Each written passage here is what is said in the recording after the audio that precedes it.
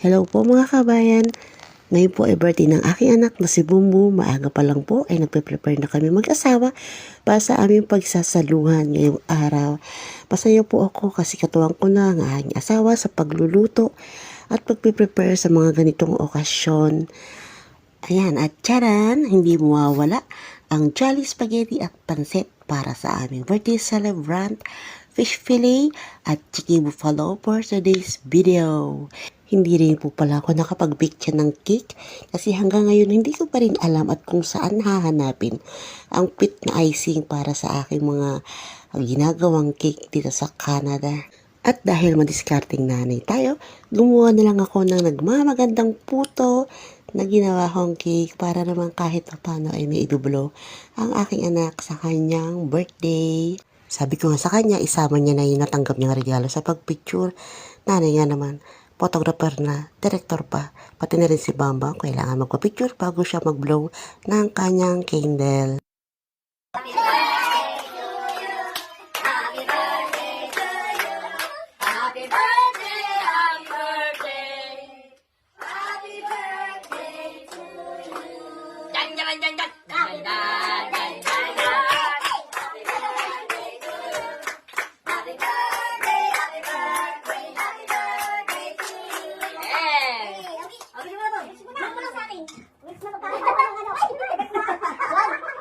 Wish na.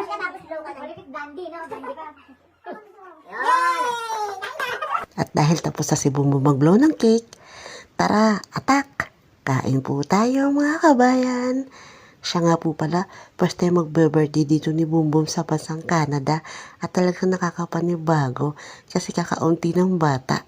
Pero salamat pa rin po sa mga kaibigan namin na pumunta rito kasama ang kanilang mga anak kahit na paano naging masaya ang birthday ni Bumbum. Thank you po sa mga kaibigan namin, sa mga tropang St. Joseph, tropang Tedford, at tropang mga taga Isbroton. Ganito po pala mag-celebrate ng birthday dito sa bansang Canada kapag winter. Sa loob lang po ng bahay. Pero kapag po malaki ang inyong okasyon at marami po kayong bisita kahit birthday niyo po, kailangan niyo po mag-arkila ng mga place para po sa inyong event. Thank you sa mga chikiting na bisita ni Bumbum.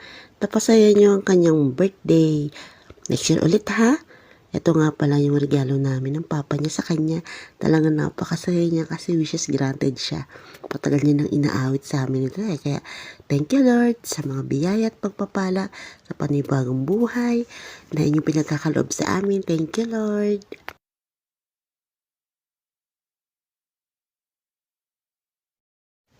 Mahinang